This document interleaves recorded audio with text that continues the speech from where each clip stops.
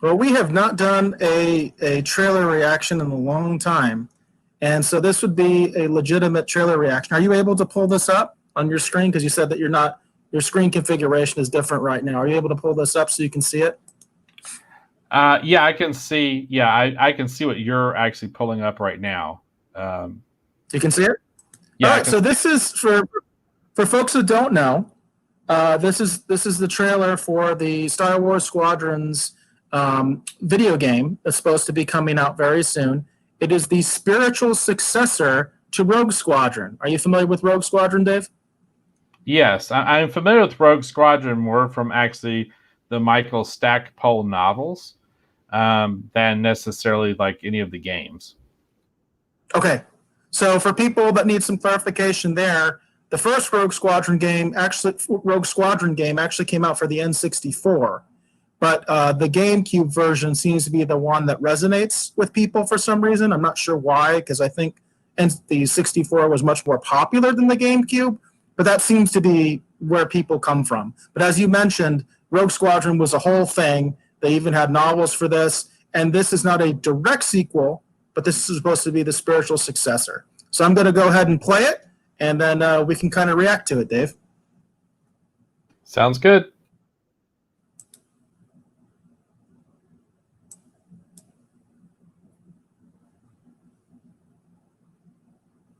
So as you can see, there's an X-Wing pilot that's being chased by a TIE fighter pilot. Right.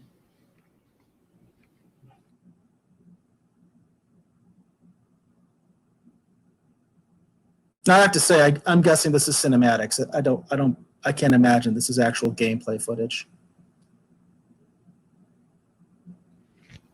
Looks really cool so far.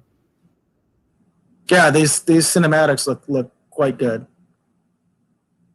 And by the way, it seems to me that this has some sort of story mode. Like you can see that there seems to be like a specific, this character is a TIE fighter pilot, and then we saw the X-Wing pilot earlier. So I'm guessing that there's a story mode where you can play as either this character, it looks like a female Rebel pilot, or the Imperial pilot. Oh, by the way, I shouldn't say it's Rebel. They do mention, because I did watch this before, this is the New Republic. So this takes place after Return of the Jedi. And that looks like that's Wedge. Did you notice that? It looks like that was Wedge. Yeah, yeah. So clearly they're using the aesthetic of the classic Star Wars trilogy. But as I understand it, this takes place, again, after Return of the Jedi because there are references to the New Republic as opposed to the Rebellion. That's a pretty cool thing. I want to back that up. A lot of people have been mentioning this, that we have that. Do you know the name of these aliens, Dave? The alien in the green. Isn't that sort of the same race that Bosk is a member of? Yes. And a lot of people are kind of excited about that, about the possibility that that might be a playable character, or you could play as an alien as opposed to a human. I don't know if that's true or not, but a lot of people are actually, there's some buzz about that, about the possibility that maybe you could actually play as this alien character. Again, this appears to be New Republic, not Rebellion, or what do they call it in Disney Wars? The Resistance. So it's not Rebels and not Resistance. It sounds like this might actually be the first opportunity to play as New Republic. And I was just going to mention too, just real quick, before we get too far, which we're already too far. There was an alien on the far end who had kind of a pink, kind of a skin hue to him. Let me get back to that, so you can. I could be totally off base, and maybe that's a legendary alien race that's been in Star Wars since forever, but this little alien guy on the end over here who's kind of a pink, kind of looks like he's got goggles or something on. He kind of reminds me of Greg from Last Starfighter a little bit.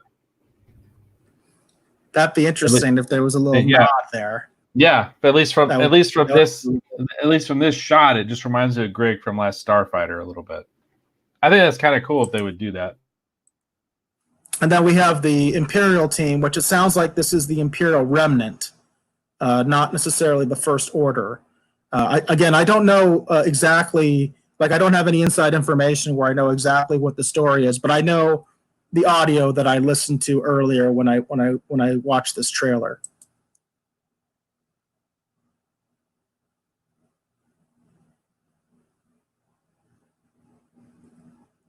But obviously, very much using the classic Star Wars aesthetic.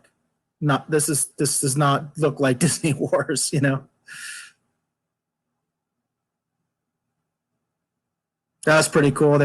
Saw they were taking on a Star Destroyer in an atmosphere. I thought that that was really cool. It looks really neat. So again, I don't think there was any actual gameplay footage in that. That's the one thing that disappoints me. I think that was all cinematics. It seems to me, if you're you mentioned you haven't played the games, but you're familiar with Rogue Squadron as far as the stories that Mark Stackpole did. You know, in the games, they basically set you up with like missions. So you would do like specific missions, and you know there was also sort of like there could, as I recall, in some of the versions, because there's multiple versions of the game. Like I said, it came out on N64, and no, James, that was not the Commodore 64. That was the N64 that the original Rogue Squadron came out on. Although I do think the Commodore 64 had some Star Wars games. The first Rogue Squadron came out on that platform, and that's the one I have. Actually, I have the GameCube version as well. And I remember they did a sequel on the GameCube that's really different. It had like a mode where you actually were outside of the cockpit and running around, you know, like it wasn't first-person shooter. It was like, I guess, like that over-the-shoulder kind of third-person, what would you call it? Not first-person shooter, but like third-person shooter, you know, where like over-the-shoulder. Like it would switch between those different modes. So I'm kind of curious how this whole thing's going to work, because it looks to me like they're going to definitely have a story mode, and you can choose to be with what I'm guessing is the Imperial Remnant, or you can be New Republic. Well, that all sounds really interesting to me. You know, I've been talking about, you know, maybe, you know, trying to get back into gaming with the Mortal Kombat and such, and that looks really interesting. I'd be down to play that. I wonder if it's going to be as complicated to fly that as it was to fly the Vipers in the Battlestar Galactica game that was on the PlayStation. Because, boy, those Vipers were hard to fly. They were complicated.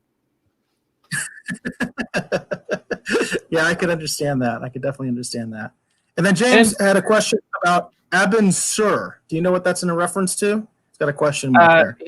He's referencing the fact that the guy at the end, who I thought looked a little bit like an homage to Greg from Last Starfighter, I could see where he does look a little bit like Abin Sur.